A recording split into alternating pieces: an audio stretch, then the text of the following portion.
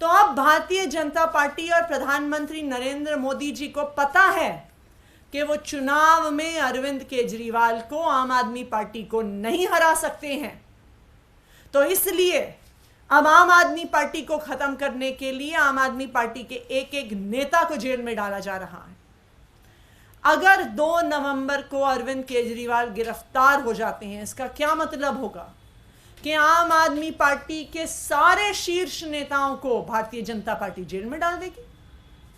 अरविंद केजरीवाल, मनीष सिसोदिया, संजय सिंह, सत्येंद्र जैन, एक पार्टी के सारे शीर्ष नेताओं को जेल में डालने का एक ही मतलब है कि वो आम आदमी पार्टी को खत्म करना चाह रहे हैं।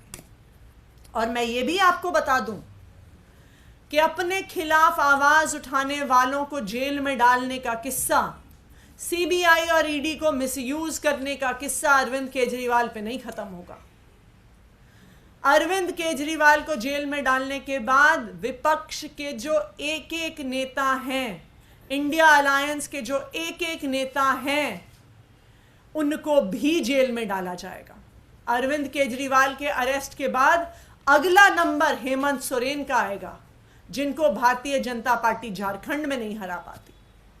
हेमंत सोरेन के अरेस्ट के बाद अगला नंबर तेजस्वी यादव का आएगा, क्योंकि भारतीय जनता पार्टी आरजेडी और नीतीश कुमार की अलायंस को बिहार में नहीं हरा पाती। उसके बाद अगला नंबर पिनराई विजयन का आएगा, क्योंकि भारतीय जनता पार्टी केरला में सीपीएम को नहीं हरा पाती। उसके बाद अगला नंबर स्टालिन का आएगा, क्योंकि भारतीय जनता पार्टी तमिलनाडु में डीएमके को नहीं हरा पाती। एक के बाद एक भारतीय जनता पार्टी अपनी सीबीआई और ईडी का प्रयोग करके अपने विपक्ष के सारे नेताओं को जेल में डालने की कोशिश कर रही है। ये क्या है?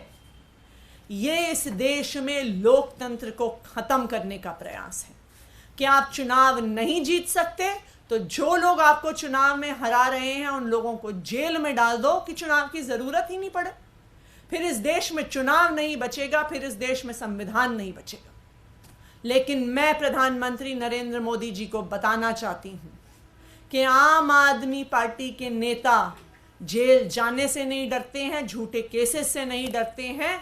हम इस देश के संविधान को बचाने के लिए अपनी आखिरी सांस तक लड़ते रहें। हमसे जुड़े रहने के लिए हमारे YouTube चैनल को सब्सक्राइब करें और नई वीडियो की नोटिफिकेशन के लिए बेल आइकॉन को दबाएं।